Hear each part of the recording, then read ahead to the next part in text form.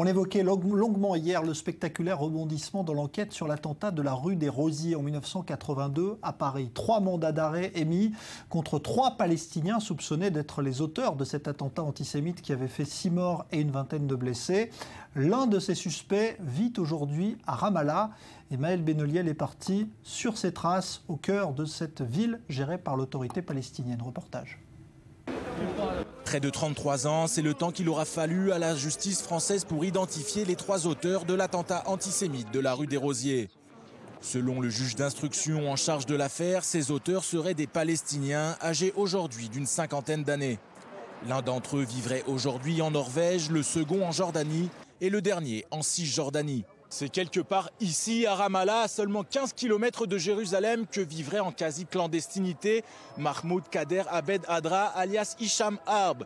Ce dernier faisait partie avec les 2 autres suspects du groupe Abu Nidal, fleuron du terrorisme international et principale faction dissidente à l'époque de l'OLP de Yasser Arafat. Mais dans les rues de Ramallah, son nom n'a pas l'air d'évoquer grand-chose pour les passants du centre-ville. Hicham Harb. Restaurant Goldenberg. Et pourtant, Hicham Harb, âgé de 27 ans au moment de l'attentat, est présenté comme le chef de groupe qui a réalisé l'attaque terroriste de la rue des Rosiers.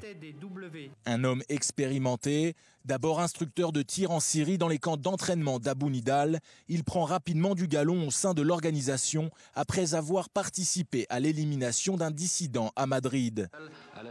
C'est comme ça qu'il devient responsable de l'armement pour l'Europe et l'Asie. Mais pour certains habitants, la question de son extradition ne se pose même pas. La France ne peut pas procéder à une arrestation. Elle lance des accusations de terrorisme, mais les vrais terroristes, ce sont les pays européens et les États-Unis. Ils hébergent des terroristes et détruisent les pays arabes. Cerveau de l'opération, c'est lui qui effectue le repérage des lieux peu de temps avant la tuerie. C'est encore lui qui fournit en armes et en grenades les membres du commando. Et c'est encore grâce à lui que le commando aura réussi à s'enfuir dans la nature. 30 ans sont passés depuis l'attentat. Aujourd'hui, nous avons une autorité, nous avons des lois et la capacité de faire appliquer ces lois. S'il y a des accusations contre nos citoyens, c'est à l'autorité palestinienne de s'en charger. C'est la manière la plus diplomatique de gérer ça.